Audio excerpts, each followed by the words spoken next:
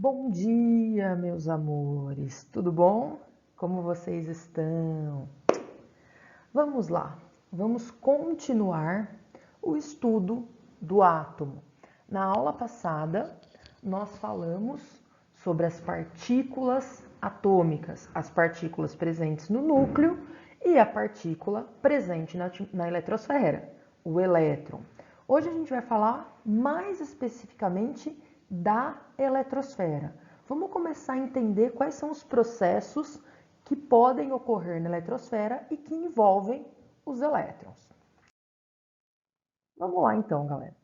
Para a gente poder começar a falar da eletrosfera, a gente precisa retomar rapidinho a ideia do modelo de Bohr. Então, na aula passada, nós retomamos o modelo de Dalton, de Thomson e de Rutherford.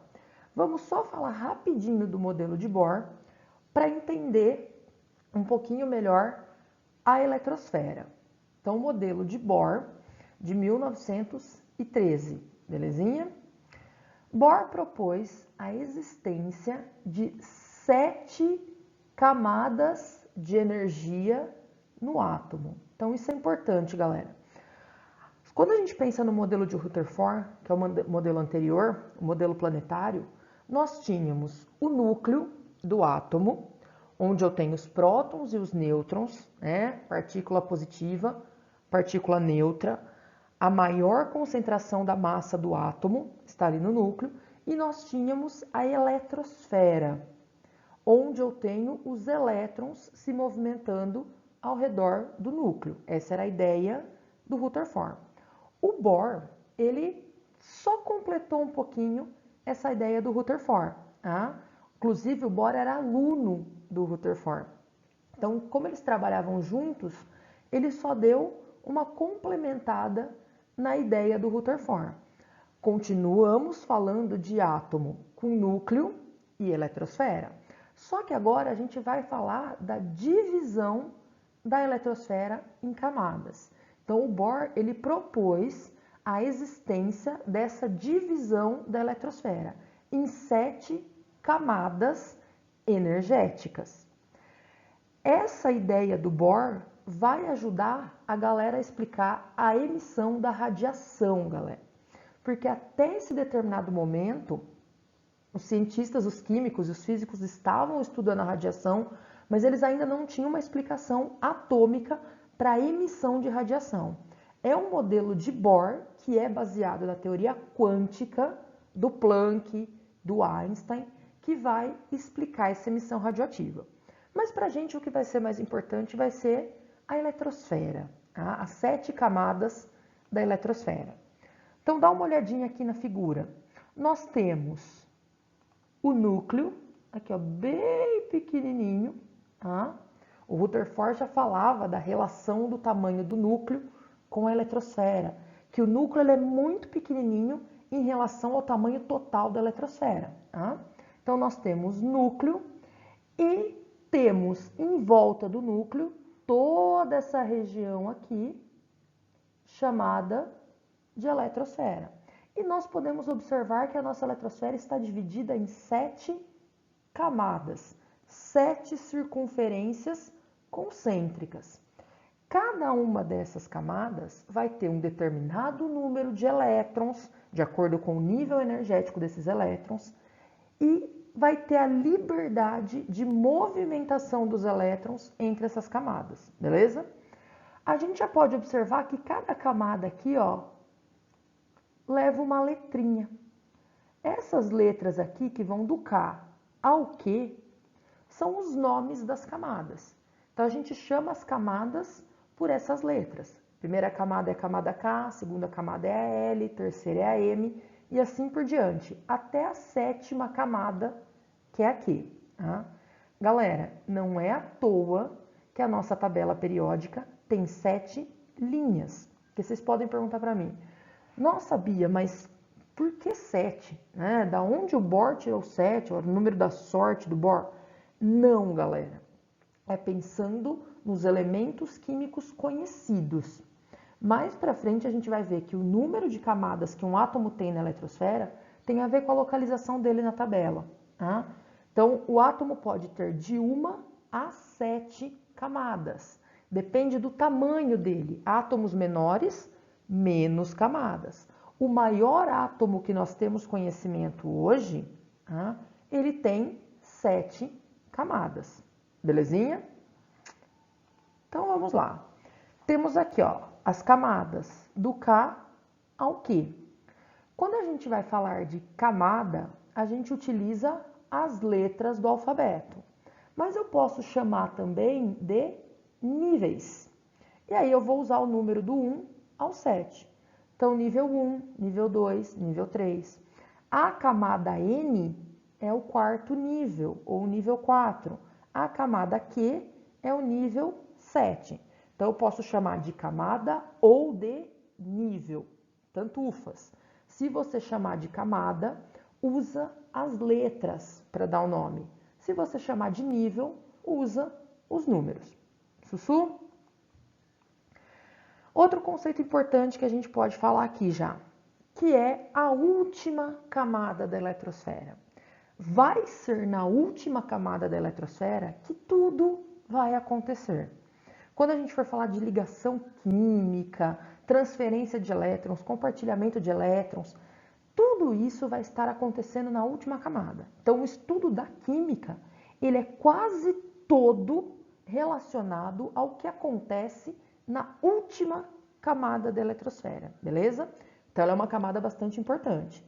Nós costumamos chamar a última camada da eletrosfera de camada de valência. Então, camada de valência ou última camada é a mesma coisa. Guardem esses nomes. Belezinha? Continuando, então. Falar rapidinho dos postulados de Bohr. Quando Bohr propôs esse modelo atômico com a existência das 7 camadas da eletrosfera, ele também enunciou alguns postulados. Vamos dar uma olhadinha. Primeiro postulado do Bohr. De acordo com o modelo atômico proposto por Rutherford, então, de acordo com o modelo atômico anterior, os elétrons giram ao redor do núcleo e, com o tempo, esses elétrons perderiam energia e se chocariam com o núcleo. Então, de acordo com o modelo de Rutherford, conforme os elétrons iam girando ao redor do núcleo, se a gente pensar na descrição do movimento circular baseado na mecânica newtoniana, galera, na mecânica clássica, a tendência era esses elétrons irem girando, perdendo energia até que eles se choquem com o núcleo. Só que se os elétrons se chocassem com o núcleo, haveria a destruição do átomo. E nós sabemos que isso não acontece porque nós somos formados por átomos e estamos aqui. Então, o Bohr também precisou explicar por que esse fenômeno do choque entre o elétron e o núcleo não acontecia. Para isso, o Bohr formulou ele formulou uma teoria de movimento dos elétrons baseado na teoria quântica do Max Planck. A gente não vai falar de teoria quântica. Por sinal, galera, se vocês virem a palavra quântica e ela não estiver relacionada à química ou à física, duvidem, tá? Duvidem. Nós não vamos falar de quântica. O que eu quero falar para vocês? Para poder explicar essa situação que o modelo do Rutherford falava, o Bohr precisou reformular a teoria sobre a movimentação dos elétrons. E é essa teoria que vai explicar um outro fenômeno que a gente conhece bem. Então eu não vou, o Robson vai explicar isso para vocês de maneira mais detalhada, eu quero só chegar num outro fenômeno. O Bohr, essa teoria nova de movimentação dos elétrons, ela se fundamenta nas seguintes observações. Primeiro, os elétrons, eles giram ao redor do núcleo em órbitas circulares. O Rutherford falava que as órbitas eram elípticas. O Bohr falou, não, órbita circular. E eles giram ao redor do núcleo nessas órbitas circulares de maneira estacionária. Ou seja, eles não vão perder nem absorver energia. Então, o elétron ele vai ficar girando na sua órbita para sempre. Se ninguém cutucar esse elétron, se ninguém alterar a quantidade de energia desse elétron, ele vai ficar ali. Ele vai ficar girando naquela órbita, sem emitir nem absorver energia. Se fornecermos energia, seja elétrica ou térmica, para um átomo, um dos elétrons, um ou mais elétrons da sua eletrosfera, podem absorver essa energia. Então, se ninguém mexer no elétron, ele vai ficar girando ao redor do núcleo na sua posição. Não vai ter, assim, essa perda de energia e ele se chocar com o núcleo. Não vai. Tá? Só que, se a gente fornecer energia para o átomo, principalmente energia térmica, se eu aquecer o sistema e fornecer energia térmica para o átomo, o elétron vai absorver esse átomo e vai se mudar para uma camada mais externa. Quando o elétron absorve essa energia e muda para uma camada mais externa, ele não vai ficar confortável. Imediatamente a esse salto, ele volta para a camada que ele estava.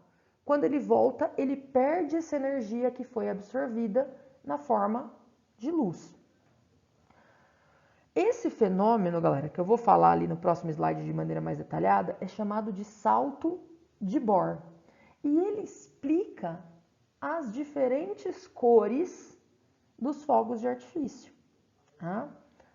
Vamos ver como que isso acontece bonitinho. Ó. Então, tenho o meu átomo aqui. Tenho o núcleo aqui no meio e a eletrosfera dividida em 3 camadas, beleza? Tô olhando para esse elétronzinho aqui, ó. Vamos pegar de maneira aumentada. Vamos olhar para o elétron que está na segunda camada. Se eu não mexer nesse elétron, ele vai ficar ali. Ele vai ficar girando exatamente na região correspondente à segunda camada. Se eu fornecer energia para esse elétron, térmica ou elétrica, enfim, esse elétron vai absorver energia e vai saltar para uma camada mais distante. Cada camada, ela tem uma quantidade de energia específica. O elétron que está se movimentando naquela camada, ele tem uma quantidade de energia específica. Se eu altero essa quantidade de energia, eu altero a camada que ele está localizado. Então, se eu forneço energia, ele vai para uma camada mais distante. Então, ó, o elétron saiu da camada 2 e foi para 3. Mas não é confortável para o elétron. A camada 3 não é a casa dele é a camada 2. Então, ele vai absorver energia, saltar para 3. Aí vai falar, não tá legal. Vou voltar para a camada 2. Só que quando ele volta para 2, ele precisa devolver aquela energia que foi absorvida. É uma troca. Eu cutuco o elétron, forneço energia, ele, salta para uma camada mais externa, mais distante do núcleo. Como aquela camada não é a camada de origem dele, não é a casa dele, imediatamente ele vai voltar para sua camada de origem, só que ele vai devolver a energia que eu forneci, porque ele vai voltar para uma camada menos energética e mais próxima do núcleo. Esse movimento, galera, absorve energia, vai para uma camada mais externa, devolve a energia, libera a energia e volta para sua camada de origem, é chamado de salto de Bohr. Quando o elétron devolve essa energia, ele devolve na forma de luz. Dependendo do comprimento dessa luz, do comprimento de onda dessa luz, a gente enxerga cores diferentes. Cada elemento químico vai precisar absorver e liberar uma quantidade específica de energia. Essa quantidade específica interfere no comprimento de onda que o elétron vai devolver para mim. Diferentes comprimentos de onda, na região do visível, eu enxergo diferentes cores. Belezinha? Vocês vão ver isso mais detalhadamente, mas era importante a gente falar dessa ideia de camada. Tá? Salto de Bohr. Não esqueçam, galera, é um conceito muito importante, aparece muito em vestibular. Tá? Vamos continuar. Não contente com a eletrosfera dividida em camadas, ou em níveis, as camadas também se subdividem-se. Tá? Se subdivide-se, ficou ótimo. As camadas também dividem-se. Tá? Então, os níveis ou camadas de energia subdividem-se em subníveis ou subcamadas. Importante também. Tá? A gente está indo cada vez mais fundo na eletrosfera. Eu estou olhando cada vez mais especificamente para a posição do elétron. Tudo isso, galera, para a gente conseguir entender como os elétrons se organizam na eletrosfera do átomo.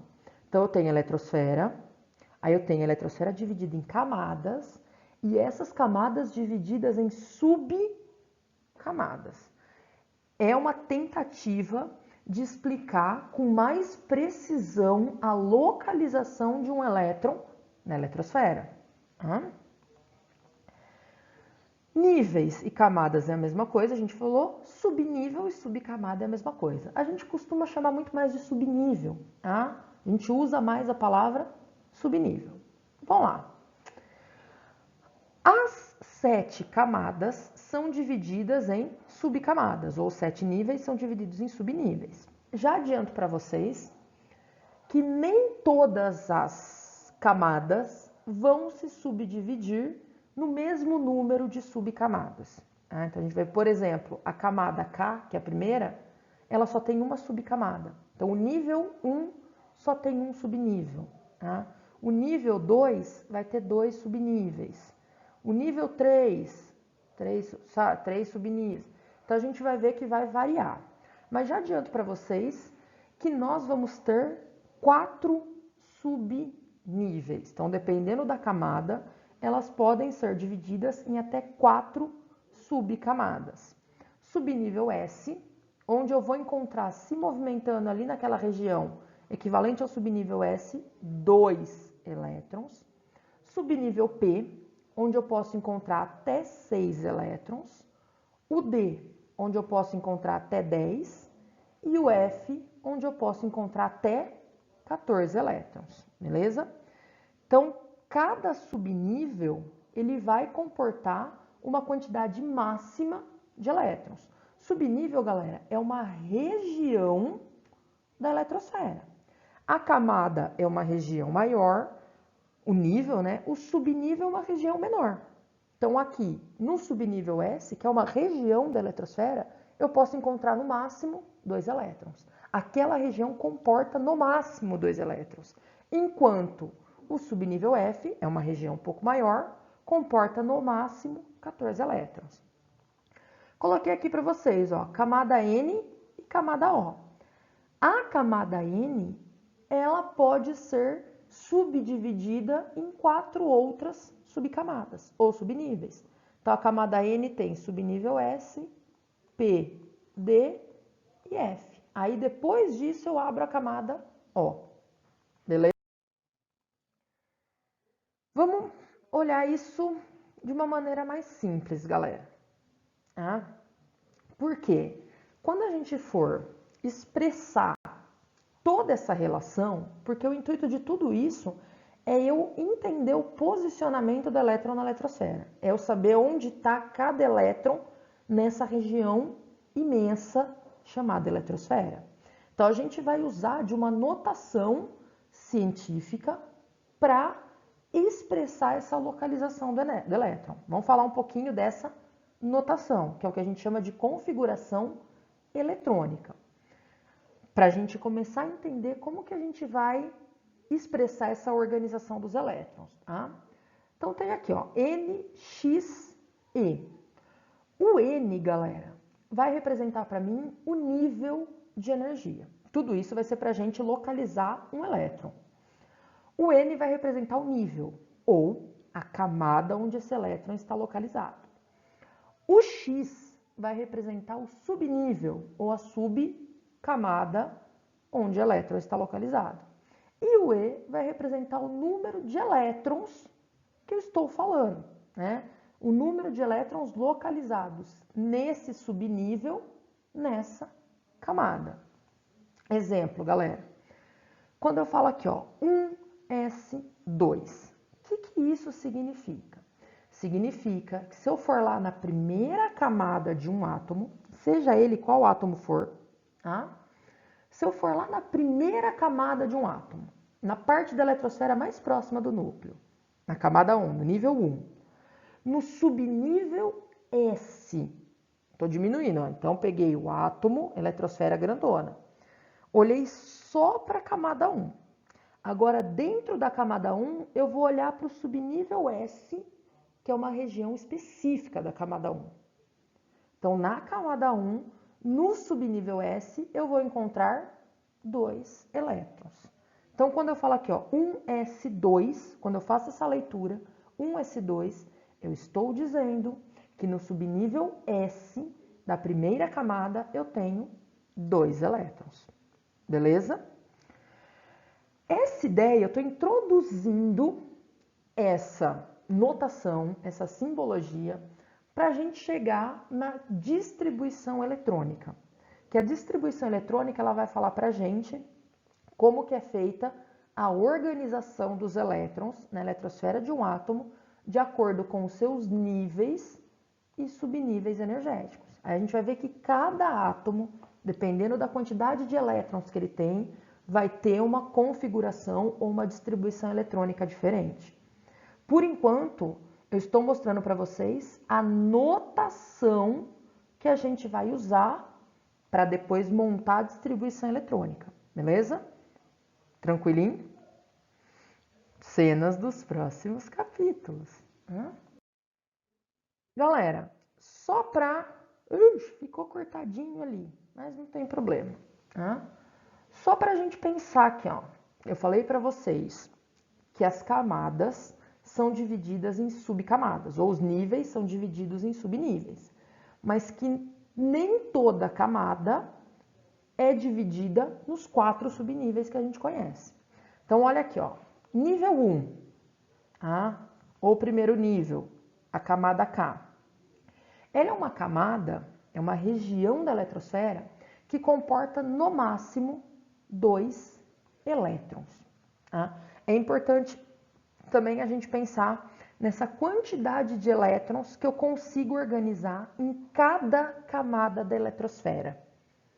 Não vou colocar elétron torto e direito, eu não consigo colocar um monte de elétron próximo do núcleo, galera. Não dá, o espaço é pequeno, vai ter muita carga negativa junta, vai ter repulsão. Então eu tenho que ir organizando os elétrons na eletrosfera de modo que eu minimize a repulsão entre essas cargas iguais.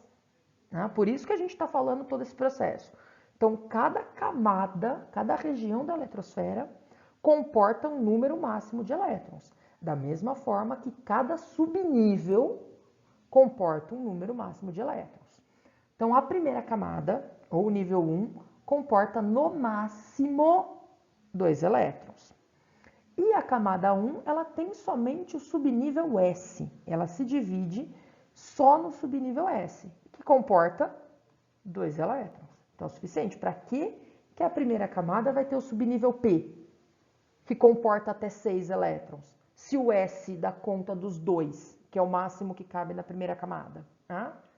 A segunda camada, o segundo nível, ou a camada L, vai comportar no máximo 8 elétrons. Se ela comporta mais que 2 elétrons, ela não pode ter só o subnível S, galera. Porque o subnível S comporta até 2. Então, a segunda camada ela vai ser dividida no subnível S e no P. 2 elétrons desses 8 vão se localizar no subnível S e os outros 6 no subnível P. Beleza? O terceiro nível, ou a camada M, ela vai comportar no máximo 18 elétrons. 18 elétrons, galera, não vou dar conta de colocar eles na camada M se ela for dividida somente em 2 subníveis, no S e no P. Eu vou precisar dividir em mais um subnível, no D. Então, aqui o S comporta 2, o P comporta 6, já são 8. Se são 18, eu preciso de mais 10. O subnível D comporta até 10 elétrons. E assim por diante, galera. Ó. A quarta e a quinta camada são as que comportam a maior quantidade de elétrons, porque elas estão distantes do núcleo. Tá? A força de repulsão entre os elétrons localizados nessas camadas, ela minimiza, porque eu tenho bastante espaço para localizar esses elétrons. Então, cabe bastante. Cabe no máximo 32. Para conseguir alocar esses 32 elétrons, eu vou precisar dos 4 subníveis. Então, eu vou dividir a camada N e a O em 4 subcamadas. S com 2 elétrons, P com 6, D com 10, F com 14. Tanto na N quanto na O. A sexta e a sétima camadas, a P e a Q, o número de elétrons vai diminuindo. Elas começam a ficar muito distantes do núcleo e os elétrons começam a não ter força de atração suficiente com o núcleo para poder se manter naquela camada.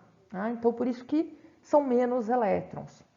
A 18 vai ter a mesma configuração, a camada P vai ter a mesma configuração da camada M, subnível S, P e D, e a camada Q vai ter a mesma configuração da camada K, S e P.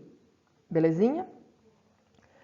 Galera, vamos parar por aqui. A gente vai retomar essa ideia de nível e subnível na próxima aula para poder começar a falar mais detalhadamente da organização dos elétrons. E a gente vai começar a analisar átomos de elementos químicos diferentes e ver como acontece a distribuição dos elétrons desses átomos na eletrosfera.